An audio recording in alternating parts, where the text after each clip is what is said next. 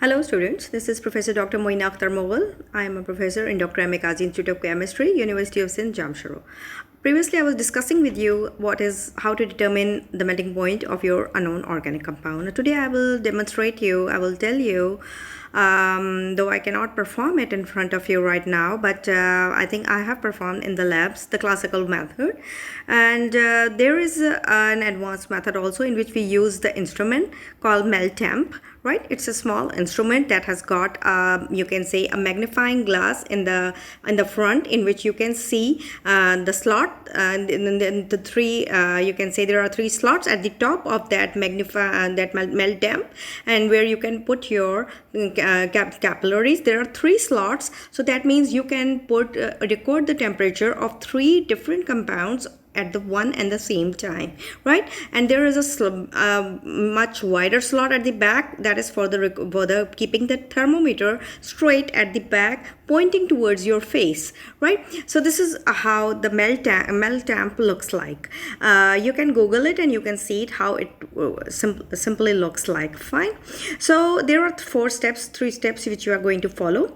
As you don't know about the identity of your compound, that your compound is unknown, that means you are going to find out first. You are going to record the rough melting point, then you are going to find out you can say the accurate melting point, and then finally, to confirm the identity of the compound, you are going to find out the mixed melting point, right? So for the first step you are going to do it is that you will pack your compound in a closed capillary from one end.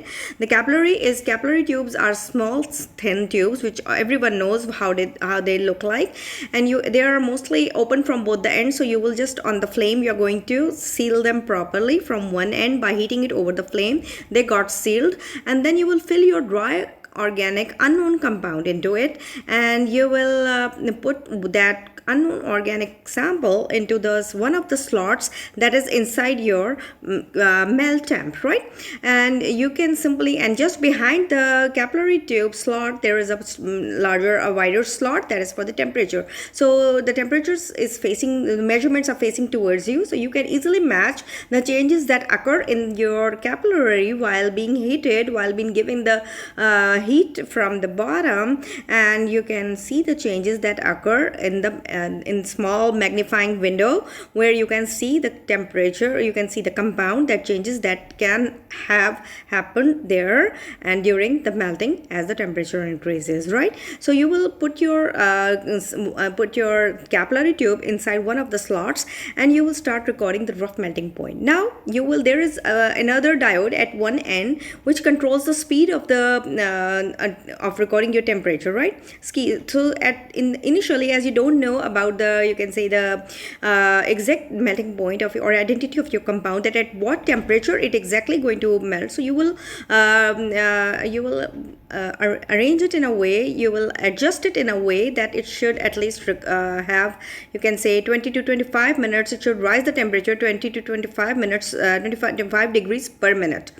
It should raise the temperature 20 to 25 minutes per minute, right? So in this way you will be able to easily see what is happening, because it's new for you. You don't know exactly at what temperature it's going to melt, so you need to have a range, a typical range to record the temperature. So now what happens, that you will clearly sit in the front, and you will be watching the changes that are about to occur when the temperature starts rising, right? When the temperature starts rising, and at the certain point when you see, you will simply have you should have a very sharp vision when you see the first granule of your sample. It starts melting, it turns into a liquid. That is the temperature at which you can say your